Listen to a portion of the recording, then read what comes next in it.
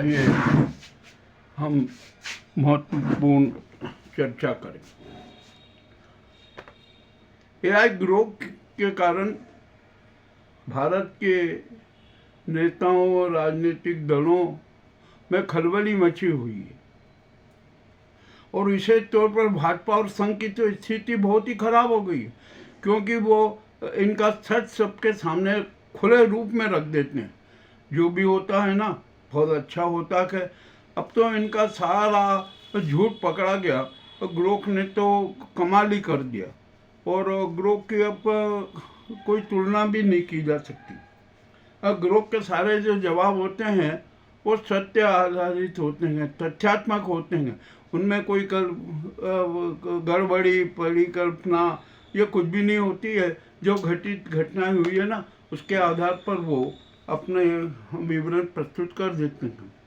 अब आइए यहाँ पर हम बात करते हैं मोदी की गाली गलौच वाली। अरे ये मोदी जी ने एक नया अपनी माँ को इवेंट ला दिया, उसको भी राजनीतिक मुद्दा बना दिया। अब आप जरा याद कीजिए कि जो महिलाओं के सशक्तिकरण, महिलाओं के सम्मान की बात कर रहे हैं, हम उनके बारे में एक बात बहुत बड़ी बात बता दें। सोनिया गांधी शहीद राजीव गांधी की पत्नी है। उनका सम्मान पूरा देश करता है, करना चाहिए, क्योंकि शहीद की पत्नी है और हर शहीद की पत्नी का सम्मान करना जरूरी होता है। तो मोदी जी आप ये बताओ कि आपकी माँ के बारे में तो आपने उसको राष्ट्रीय मुद्दा बना लिया और एक शहीद की पत्नी है जिसका आपके दल ने और आपके नेतृत्व में कितना अपमान हुआ।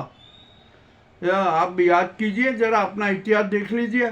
क्या सोनिया गांधी को अमेरिका की इंग्लैंड की कैबरेट डांसर नहीं बताया, कांग्रेस की विधवा नहीं बताया, भूरी मैन नहीं कहा? अरे आपने क्या क्या नहीं कहा आपके दल के लोगों ने, जरा इसका भी तो अध्ययन कीजिए। क्यों? क्या सोनिया गांधी महिला नहीं है? वो कुछ भी नहीं है। आप चाहे उसका जैसा अपमान करो। आज आपकी माँ के बारे में आपने जो कुछ है नाटक किया ना, इवेंट किया, ये भी बहुत बड़ा गलत है। आपको ऐसा करना ही नहीं था। किसने गाली दी, क्या दी? और यदि गाली देने वाला आपका भाजपा निकला तो आप क्या करेंगे? मामला अति रोचक है भाई। मोदी जी आप ये नाटकबाजी बंद कीजिए। आपके सारे इवेंट फ्लॉप हो गए, अब कुछ भी नहीं चलेगा। आपका जो सारे नाटक थे ना वो मामला सब उजागर हो गया। आइए अब हरियाणा में 100 करोड़ के फ्लैट ही डूब गए पानी में। ये भी मामला बड़ा विचित्र है। अब बिहार में फिर नया राजनीतिक नाटक शुरू हो गया। जो भी हो रहा है, क्या हो रहा है, देखते हैं क्या क्या परिणाम आएंगे उसके। और महाराष्ट्र में एक तरफ मंत्रिमंडल का विस्तार हुआ और जरांगे के आंदोलन से सरकार की नींव तक हिल गई। जो पहले तो सारी जो जरांगे की मांगों को नकार दिया था और अब सब मांगे स्वीकार कर रही है। दोहरा चरित्र क्यों? जब आप पहली बात आए थे, जब स्वीकार करना थी तो उसी समय स्वीकार करने वाला थी, किंतु ऐसा नहीं हुआ। अब यहाँ पर ट्रम्प का टैरिफ वार और ज़्यादा चला। अब यहाँ पर आया कि ट्रम्प ने कह दी कि वो 200% का टैक्स लगाएंगे। देखना है। अब अभी समाचार मिला, जो कि गोयल जी है ना, उन्होंने एक बयान दिया कि अरे भैया आप भारतवासियों को मैं सूचना दे रहा हूँ कि अमेरिका से व्यापार समझौता किसी भी हालत में नवंबर में तक में हो जाएगा। वाह भाई, बड़ी अच्छी बात है। आप कितनी बार अमेरिका होया, ये होया, अभी तक व्यापार समझौता ही नहीं हुआ। क्यों नहीं हुआ? आप बार बार आके बयान देते रहे कि हाँ चल रहा है, चल रहा है, चल रहा है। अब क्या होगा, क्या नहीं होगा, अब देखते हैं क्या होगा।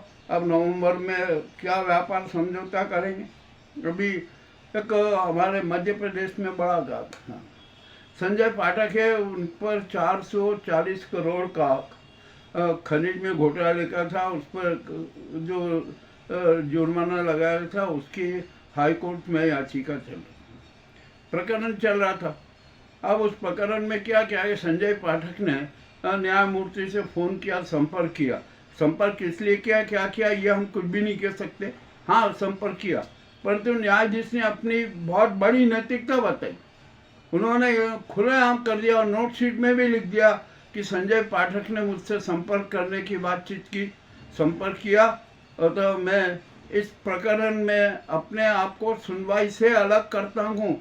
ये भी एक बहुत बड़ा अच्छा आदर्श स्थापित हुआ।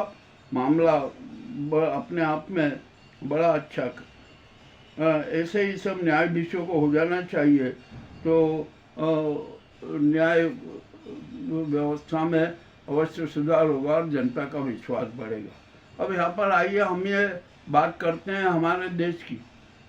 आखिरकार ये हो क्या रहा है नाटक? अब देश में क्या होगा क्या नहीं होगा इसका कुछ एहसास है कि नहीं? और यहाँ पर राष्ट्रपति से लेकर जो दलीय नेता हैं वो भी सब भ्रमित हैं। अरे मोदी जी तो है ना झूठ बोलने में माहिर हैं। इनको तो छोड़ दिए, जुमले बाजे, इवेंट बाजे, न जाने क्या क्या। अरे भगवान विष्णु के 11वें अवतार है ना, इनके जो इनके अनुयायी जो चिंटू कह रहे कि ये तो मोदी तो भगवान विष्णु के अवतार हैं। हो भाई, अब क्यों भगवान विष्णु कभी झूठ नहीं बोलते। वो नारायण है, वो तो रक्षा कवच देते हैं। तो भारतीय जनता को अब नारायण ने रक्षा कवच दे दिया, और रक्षा कवच ये है कि मोदी इसी समय अपना पद छोड़ दें, त्याग पत्र दे दें और यहाँ से भागें। और यदि नहीं भागे ना तो बेइज्जती करके जाना पड़ेगा। और अब जो ये राष्ट्रपति बनने का सपना देख रहे थे ना, वो सपना भी पूरा नहीं होगा। अब तो ये तिहाड़ पति के रूप में नजर आएंगे। अभी कुछ समाचार आया है कि अमित शाह और मोदी में भी आपस में कुछ विवाद हो गए। अरे भैया, क्यों नहीं होंगे? अमित शाह तो खुद प्रधानमंत्री बनना चाहते हैं, तो वह मोदी को फंसाएंगे, उसको उनके जो संकट में डालेंगे तो ही तो रास्ता क्लियर होगा। नहीं होगा। अब ये फर्जी, मोदी की फर्जी डिग्री मामला बिल्कुल स्पष्ट हो गया। यहाँ तक कि आपको क्या बताएं, जो 1990 की डिग्री है ना, वो बिल्कुल फर्जी निकली। और वहाँ पर जो जिस कॉलेज में से डिग्रियां दी जाती थी उसकी फोटोकॉपी भी प्रसारित हो गई कि उस समय डिजिटल डिग्री दी नहीं जाती थी, बनी नहीं थी। और मज़ेदारी की बात तो यह है कि जिस मोदी की जिस डिग्री पर हस्ताक्षर है ना, उनकी तो मौत पहले ही हो चुकी थी। अरे आप मौत के बाद में क्या उन्होंने स्वर्ग से आकर डिग्री पर, मोदी की डिग्री पर हस्ताक्षर किए थे? मामला बड़ा विचित्र है। और ग्रोक ने तो और ज़्यादा नाटक कर दिया। ग्रोक ने तो याद किया कि जिस कॉलेज की डिग्री है ना, वो कॉलेज ही अस्तित्व में नहीं है। आखिरकार क्या? अब तो सारा सब कुछ स्पष्ट हो गया। और ये हमारे प्रधानमंत्री जी और ये जो गुजराती गैंग इतनी बेशर्म है कि फिर भी पद पर बैठे हुए, सारा सच सब के सामने आ गया, फिर भी बैठे हुए। ये भी बड़ी गलत बात है, अच्छी बात नहीं है। और अभी तो ये एक ही लक्ष्य है कि ये किसी भी तरीके से भारत की सत्ता को और भारत माता को अपना गुलाम बनाए रखना चाहते हैं। यही गुजराती गैंग है। चलिए, अभी इसके सपने कभी साकार नहीं होंगे, इनकी परिकल्पना भी कभी साकार नहीं होगी। ये भारत की 90% जनता ने खुला ऐलान कर दिया। चलिए, अब ये भी बात छोड़ दीजिए। अब यहाँ पर हम आते हैं हमारे राष्ट्रपति जी की। राष्ट्रपति जी को देश की जनता ने स्पष्ट निर्देश दे दिया कि आप देश में बहुआयामी अराजकता के, अतः यहाँ पर राष्ट्रपति शासन लागू कर दीजिए, इस सरकार को भंग कर दीजिए और राज्य संचालन का दायित्व सेना के चीफ को दे दीजिए, केयर टेकर पीएम बनाकर। किंतु राष्ट्रपति ने कुछ भी नहीं किया। वो क्यों नहीं किया? इसका कारण है कि वो राष्ट्रपति है ना, इस गुजराती गैंग की बंधुआ मजदूर हैं, उनके हाथों की कठपुतली है। ये भी सिद्ध हो चुका है, किसी से कुछ कहना ही नहीं है। तो अब यहाँ पर इस देश में क्या होगा? अब तो जनता राष्ट्रपति को कह रहे कि आप भी राष्ट्र धर्म, जन धर्म, लोक धर्म और सनातन धर्म निभाने में अक्षम सिद्ध हुई है, अतः आप भी त्याग पत्र दे दीजिए। अब ये तो जन निर्णय है, जन अदालत का निर्णय है। इसको तो मान्य करना ही पड़ेगा ना। और यदि आप नहीं करती हैं ना तो ये और नया अपराध हो जाएगा। तो राष्ट्रपति जी से यही अनुरोध है कि वे अभी और इसी वक्त देश में राष्ट्रपति शासन लागू कर दें और इस सरकार को भंग कर दें। और जो CDS हैं चौहान जी, उनको केयर टेकर PM बना दीजिए। CGI जो गवई सिंह है उनको उनका न्यायिक और कानूनी सलाहकार घोषित कर दीजिए। ये सबसे बड़ा राष्ट्र धर्म है, जन धर्म है, इसको निभाइए। ये आपको निभाना पड़ेगा। यदि आपने नहीं निभाया ना तो इतिहास आपको कभी माफ नहीं करेगा। अब यहाँ पर आइए, हम साफ बात कहते हैं कि देश की 90% जनता ने नरेंद्र मोदी को नकार दिया है। वे अपने पद से इसी वक्त त्याग पत्र दे दें। अब उनका जो जुमलेबाज और ये नाटकबाजी प्रायोजित बात कुछ भी नहीं चलेगा। सारा का सारा राज उजागर हो चुका है। और फिर भी बेशर्मी की यदि पद पर बैठे रहेंगे तो कुछ नहीं। अरे ये जिल्लत की जिंदगी जीने से तो बेहतर है कि हम मर क्यों नहीं जाते। अरे अब तो यह जनता कहने लगी है कि इतनी जिल्लत भरी जिंदगी जीने वाले मर क्यों नहीं जाते। ये तो अब शायरों में आ रहा है, कवियों में बात आ रही है, साहित्य में बात आ रही है, परंतु तो इतने बेशर्म हैं कि इनको कुछ शर्म ही नहीं आती है। अब तो जन क्रांति होगी, निश्चित होगी। 90% जनता सड़कों पर आएगी, उतरेगी और ये इनको भागने की भी जगह नहीं मिलेगी। ये भी आपको मैं बता दूं कि यह स्पष्ट हो गया है कि अब जनता इन नेताओं से नाराज है। और अभी मेरे जब ग्रुप में मैंने सवाल को की एक सूची देखी ना, उनके जो ग्रुप के जवाब आए, उन्होंने तो संघ की पोस्टमार्टम ही कर दिया, संघ का पूरा सारा का सारा स्वरूप ही ला दिया। और मजेदारी की बात तो यह कि जब मोहन भागवत ने एक गुजराती गैंग के सामने आपने समर्पण किया ना, तो ग्रोह की सारी बातें सत्य सिद्ध हो गई। और यहाँ तो हो गया कि संघ जो नाटकबाजी करते हैं, ये करते हैं ना, ये सब दिखावा है, ढोंग है, कुछ भी नहीं है। इनको है ना कोई मतलब नहीं है, ये तो सिर्फ अपना स्वार्थ सिद्धि चाहते हैं। अब हो गया। अब आइए, गर्ग ने बहुत बड़ा वो बात, ग्रोक ने तो इतना है कहा कि संघ के कार्यालय पर 2001 में 3 युवकों ने तिरंगा झंडा फहरा दिया था, तो संघ ने उनको गिरफ्तार करवाया था, तीनों को गिरफ्तार करवाया था कि अरे इन्होंने तिरंगा फहराया हमारे यहाँ, इनको गिरफ्तार किया जाए। उनकी गिरफ्तारी हुई। बाद में न्यायालय में प्रकरण चला, वे दोष मुक्त निर्दोष हुए, क्योंकि तिरंगा फहराना कोई अपराध नहीं होता है। यह मामला भी बड़ा विचित्र हुआ।